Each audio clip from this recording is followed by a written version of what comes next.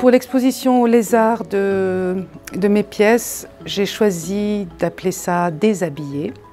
Déshabillé parce que c'est un petit jeu de mots juste à l'oral, non pas à l'écrit. À l'écrit, ce sont des habits qui sont concernés. Et parce qu'actuellement, j'ai un travail qui concerne des costumes, par exemple dans le spectacle vivant. Je fonde des spectacles que j'appelle des objets scéniques.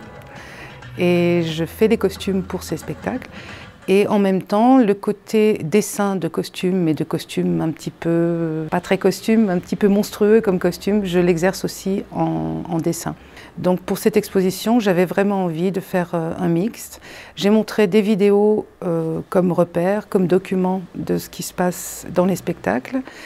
Et puis je montre des photographies réaménagées. Je prends des photographies de modèles avec des costumes. Je les réaménage, je recouds les photographies. Parfois, sur le fond de la photographie, il y a une capture vidéo. Donc, tout un ensemble de choses qui concernent ce que je fais en spectacle vivant. Derrière moi, il y a quelque chose qui est plus dans l'espace. C'est un objet avec du crin de cheval qui s'appelle coiffe pour chauve. Et ça m'amuse de faire des choses qui sont presque portables, mais pas tout à fait, qui sont plutôt sculpturales. À ma droite, il y a une installation qui est un peu plus ancienne, qui date d'il y a 5-6 ans, qui n'a pas de titre, mais on peut remarquer que chaque pantalon, une jambe sur deux, est coupée, avec un petit dessin d'os, ou plutôt de non-os, qui est fait à la couture. Et donc pour moi, c'est à la fois un dessin, une installation, et puis ça a à voir avec l'habit, l'habit qu'on porte, l'habit qu'on ne peut plus porter parce qu'il est découpé, et il est assez parlant lui-même. Le dernier spectacle que je viens de monter s'appelait Aux vaches. C'est fondé sur des discours aux vaches. Et dans ces discours aux vaches, il y a le côté amusé de la politique, il y a aussi le côté plastique, et puis le côté vache, c'est une fausse sympathie que j'ai pour les vaches. Et on retrouve ça par exemple dans un grand dessin qui est cette espèce de monstre mamellaire avec une robe dont le dessin pendouille comme des pies. C'est très plat, il n'y a pas du tout de représentation de volume. Mais ça a à voir, par exemple, avec ce spectacle-là. Il y a un autre dessin, assez monstrueux aussi, mais le monstre se dessine sur de la soie, par exemple. J'aime le côté ambivalent de ce que je fais. C'est assez monstrueux, mais il y a la douceur du support soie.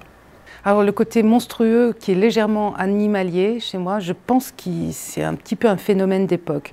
Je dois me faire influencer par la société dans laquelle je vis, par l'époque.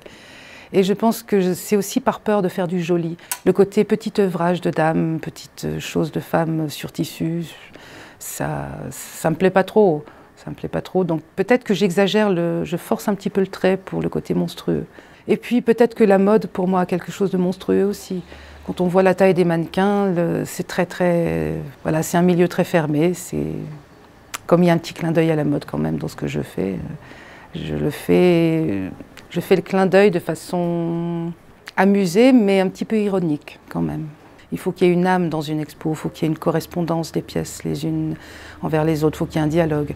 Et là, le dialogue, je l'ai trouvé au travers du vêtement, de l'habit, du costume, de l'habillé, déshabillé, du costume de scène, du personnage nu mais légèrement couvert, du pantalon tout seul qui raconte des choses tout seul. Mais il y a toujours ce petit côté animalier qui pénètre dans les dessins et le côté robe, le côté fanfreluche, falbala, petite dentelle qui s'immisce aussi dans le dessin.